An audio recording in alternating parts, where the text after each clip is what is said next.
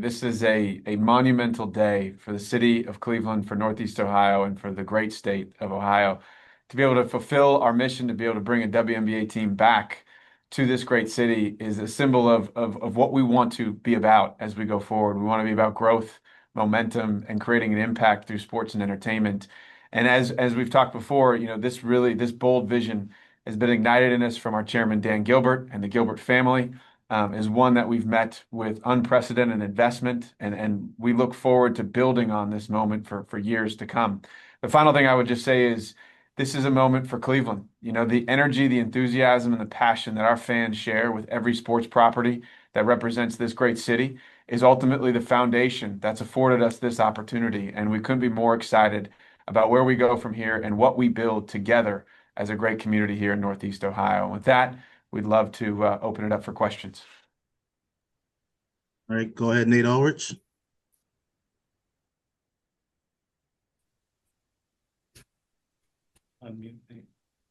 Hey guys, could you just kind of take us through how this came together? Obviously, we know the history with Cleveland having one of the charter WNBA franchises. How did it come to be that it's returning, and why do you think now the time is right for it to be a long-term success? Yeah, great question, Nate. I would say that, it's been about 3 years since we started this journey. And once again, Dan continues to push us every day to think bigger, to think about what's next. And we've been looking at and studying women's professional sports now for quite some time. We're the operating partner for the WTA event Tennis in the Land for the last 3 years, and we were a part of an NWSL bid. But the WNBA, it was a perfect fit. When you look at what Koby's been able to do from a basketball perspective and what Grant's pushed us on from a business end and a basketball side, basketball is our passion at the end of the day. And so we kept coming back to the WNBA as a great moment in time for us to diversify and for us to grow. And then when you couple that with the success of hosting the Women's Final Four in 2024, these were all signs for us that our community was ready. And we were also ready-made to be able to make this decision to bid on this franchise. And then thankfully, our partners at the WNBA and the NBA had the confidence in not just our team, but our community, which I think is the biggest part of this, to really be able to support this and find its footing and create great success from this moment. And I don't know if you guys can reflect on this, but just the landscape has changed so much for the WNBA and women's basketball.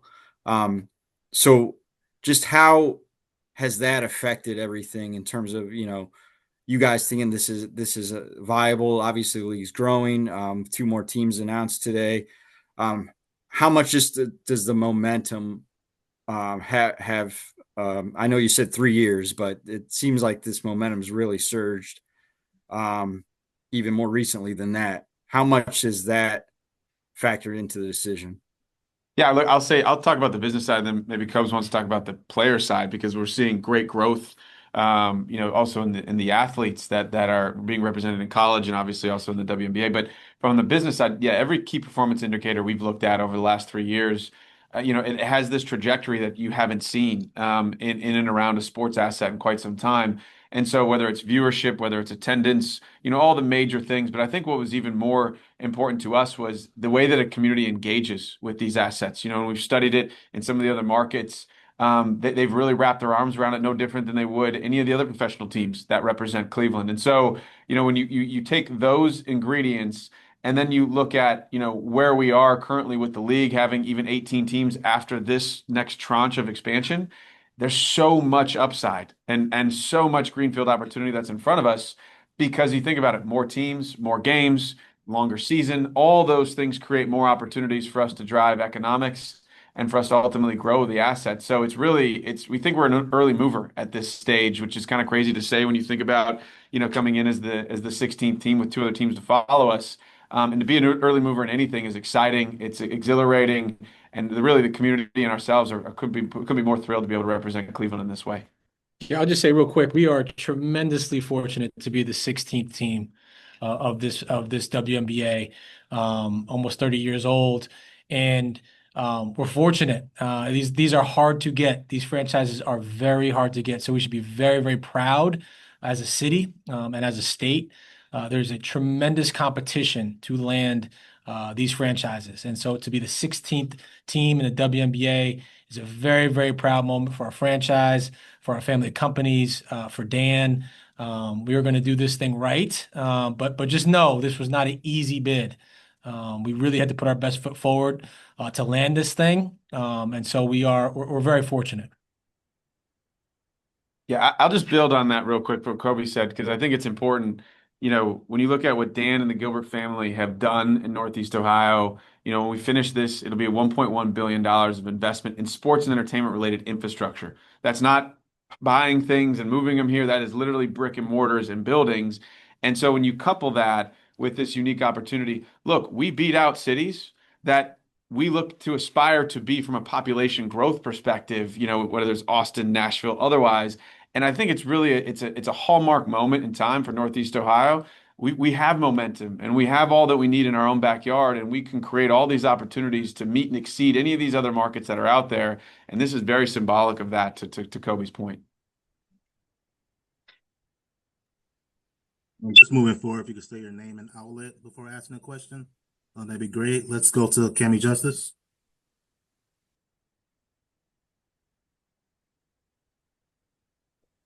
Hey guys, Cameron Justice, News 5 Cleveland. I know that the team will be playing at Rocket Arena. They will have their training facility as Cleveland Clinic Courts. How much did those facilities and the access to it maybe help you guys out with the bid and make it enticing for the WNBA to want to bring a team here to Cleveland? Yeah, look, I would say this. I think our bid was the most ready-made of any of the bids that came out. I think, it's when you look at the Cleveland Clinic Global Peak Performance Center opening up in 2027, and then you look at the team starting in 2028, the sequence of these events were not about accident. These were very strategic as we looked at them over a period of time. And then obviously having a world-class facility like Rocket Arena to be able to play our home games in, once again, made us very ready-made. And we know it was very attractive to the WNBA when they were evaluating all the bids. What does it look like for you guys in excitement wise? For the fan base of Cleveland to be able to use Rocket Arena to cheer on a WNBA team. Who's most excited is Donovan Mitchell. He's so pumped. So is Darius, our players. I think it's lost on how much it's going to impact the men's side, We're the men's excited. program. The fans, I I know think, the city's excited. It's going to be a lot of fun. Sorry. Yeah, there. Okay, got it. So someone had the overlap, but I think from our standpoint, from the men's side, we are really excited to welcome in the women, and I know how much it's going to enhance our overall program and our offerings, and the idea creation and the sharing. And to your point about Cleveland Clinic Courts, we've invested a lot of money and to make that the world-class facility that it is, from a player wellness, player health. The newest modalities, the newest technologies in the world are in that facility. And so our women are going to walk into a state-of-the-art practice facility that has really served us well. And I'm so happy that we can transition on to a new facility and gift this to the women who deserve that same level of care. I will also just add, just from a downtown perspective as well, Dan has always looked at these as community assets and wanting to impact the downtown Cleveland. And I think, doing things along these lines has always sort of been part of the plan. And I think that, being able to do this now at a 365 calendar year and constantly be able to positively impact economic activity, growth and things happening downtown, I think is just part of the larger vision that everyone's really excited about.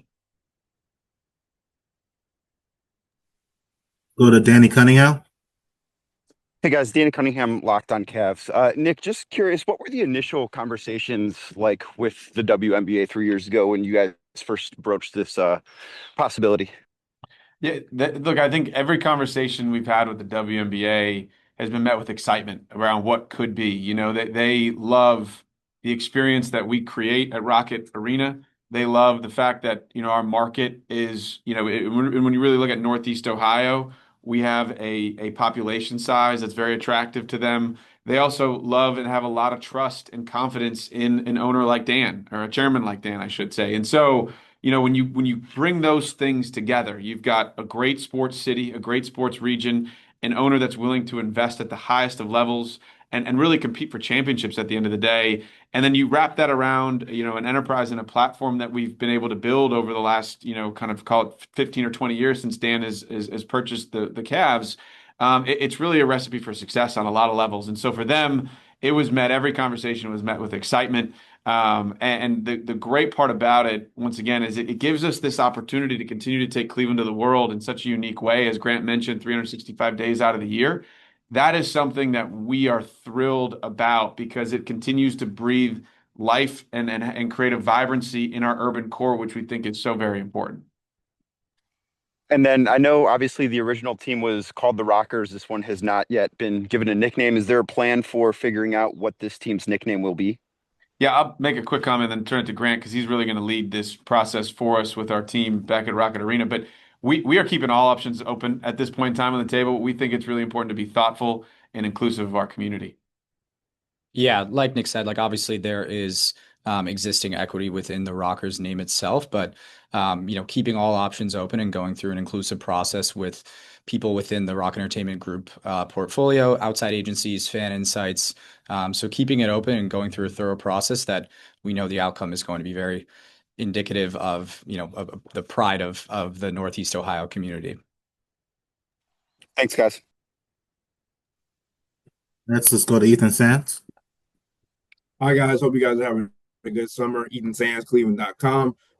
Just you guys have touched on the representation in the Cleveland area, the representation in the three cities. How important is it for the women game to grow and having this kind of representation for younger basketball players who are going to get to see the Rockers or whatever the team's name is going to end up being in this platform and having that at their doorstep now rather than having to go to other cities to watch?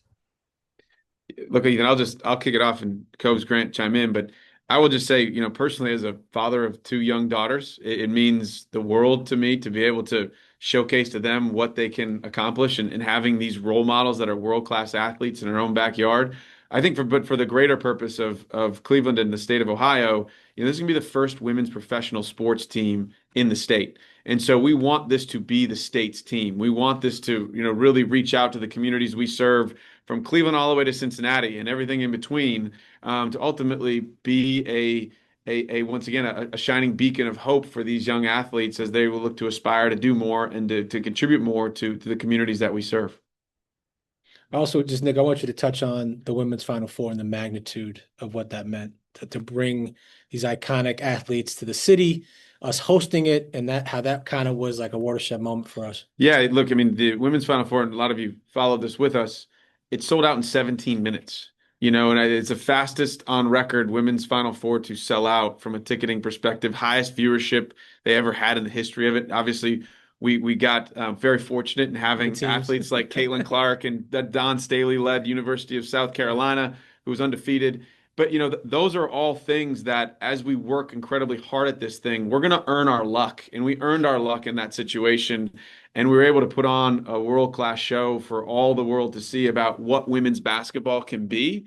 And for us, that was, like I said earlier, that was really kind of the final little catalyst we needed to go all in and go all in a big way to be able to recruit this opportunity back to Northeast Ohio. Yeah, and Ethan, I think it's a great question too, because this is sort of the mission from Dan and my whole family as well as Koby and Nick and everybody here is we want this stuff to exist in Cleveland and we want this for the community and for young women and young girls. We were talking about your daughters, and I was with my little cousin and she's a huge Cavs fan last night. I was telling her about what's happening, and so that from a personal level and how that then extends to we have these opportunities in these cities and we're going to continue to commit to those to bring these experiences to the people that deserve it. And also just touching on the greater Cleveland area as a whole, you obviously mentioned that it's going to help grow the community, but also in Detroit, in Philadelphia. What does it mean to know that there is going to be NBA teams that are going to be partnered with these WNBA teams and help them grow and help them have the opportunity to put them on a bigger pedestal and also just continue to grow the game that we all know and love? Look, I think in anything in life and in business, it's about the right partners. At the end of the day, we feel great about with the fact that we're re-entering the WNBA with Detroit and with Philadelphia, two strong ownership groups that care deeply about their communities. And I think it ultimately also is a validating symbol of how strong the league is and where it's headed. When you have these groups of these owners that are coming in and they're going all in on the WNBA, it's no longer a moment in time. It's a real movement, and that movement is being validated even further by what happened today. Next question from Spencer Davies.